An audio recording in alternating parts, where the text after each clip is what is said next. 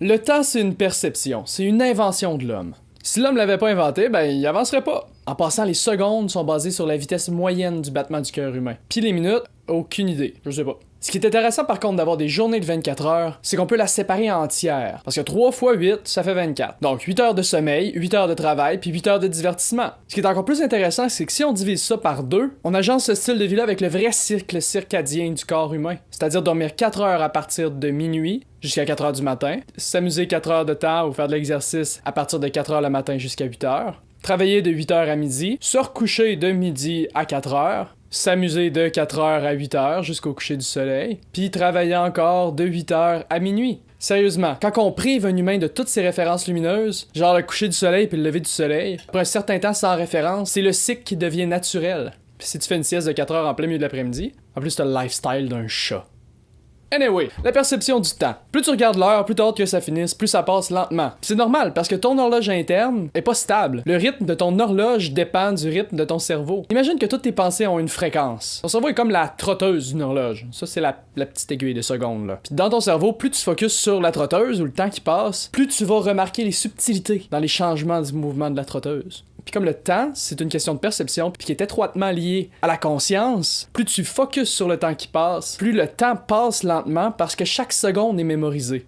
Puis c'est aussi pour ça qu'on a l'impression que plus le temps passe, puis qu'en vieillissant, plus il va vite. C'est parce que chaque nouvelle mémoire s'ajoute sur le dessus de la pile de tous les souvenirs que t'as de ta vie. Puis plus ça va, plus ta pile est grande, puis plus les nouvelles mémoires paraissent insignifiantes par rapport au reste de la pile. Ce qui fait que la durée de chaque mémoire paraît aussi plus insignifiante. C'est ce qui arrive aussi pour les mémoires répétitives. Quand tu fais la même chose plein de fois de suite, tu finis par plus savoir combien de fois tu l'as fait. Parce que plutôt de te faire un nouveau souvenir de l'action à chaque fois que tu le fais, ton cerveau le compile par-dessus l'ancien souvenir pour le rendre plus précis, puis rajoute une note comme quoi ça s'est fait 2 fois. Fait que t'as une fois le souvenir, puis une note fois 2. Si tu le fais 10 fois, t'as quand même juste une fois le souvenir, puis une note fois 10. Puis si tu te rappelles plus combien de fois tu l'as fait, t'as quand même juste un souvenir qui est rendu super précis, puis une note de beaucoup de fois.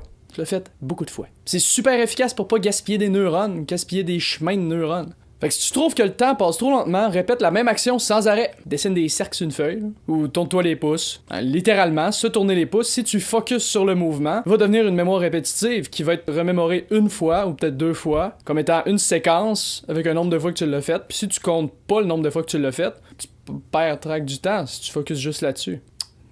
Même si c'est plate. Le temps passe plus vite, puis par la suite, tu te souviens pas comme quoi ça a été long. Sauf si tu focuses tout le long, que tu te dis c'était donc ben long, je me suis tourné les pouces pendant 1 heure, j'arrêtais pas de regarder l'heure, mais c'était pas focusé sur tes pouces. Focus sur les pouces. Un meilleur exemple, pour ceux qui se connaissent en ordinateur, la vitesse d'un processeur, c'est un petit peu comme la vitesse de réflexion du cerveau. Si tu augmentes la fréquence du processeur, c'est comme si tu augmentais le nombre de réflexions par seconde du cerveau. À l'inverse, si tu ralentis le cerveau ou le processeur, ça prend plus de temps pour chaque réflexion ou chaque processus d'être terminé. Puis dans les processus, il y a prendre conscience du temps. Fait que si ça te prend plus de temps, prendre conscience du temps, tu vas remarquer peut-être juste 1 seconde sur 2 ou 1 minute sur 2, puis celle que t'as pas remarquée disparaît de ta mémoire. Disparaît de ta conscience. C'est comme si elle devenait inexistante. C'est exactement ce qui fait que le temps dépend précisément de la perception qu'on en a. Parce que si personne n'était là pour voir que le temps avance, à part constater un changement de la matière qui démontre une évolution qu'on imagine se passer sur une longue période de temps, je peux pas aller là-dedans, je vais vous perdre. Puis j'ai pas le temps de tout expliquer ça en une vidéo. Fait que je vais m'en tenir à ce que j'avais écrit, ok?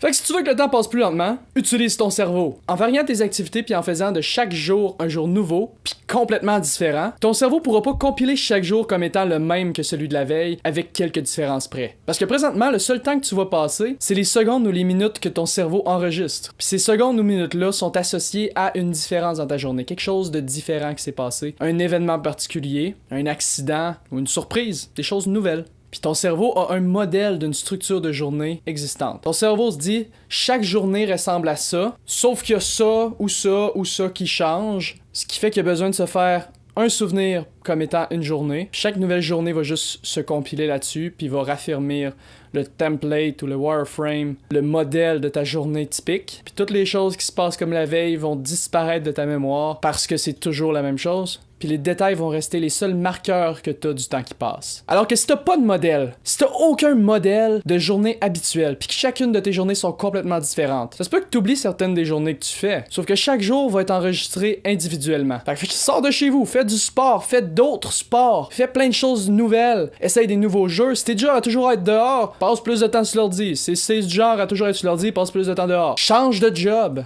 Change quelque chose. Choisis une nouvelle cause qui t'intéresse. Deviens végétalien, ça va faire changement. Bats-toi pour une nouvelle cause à tous les jours. Ça va faire changement. Pour faire changement, change quelque chose dans ta vie. Partage mes vidéos, ça va faire changement. Puis aime-les aussi sur YouTube. Suis ma chaîne, ça va faire changement. Parce que pour faire changement, c'est une vidéo dans laquelle je me suis même pas fâché.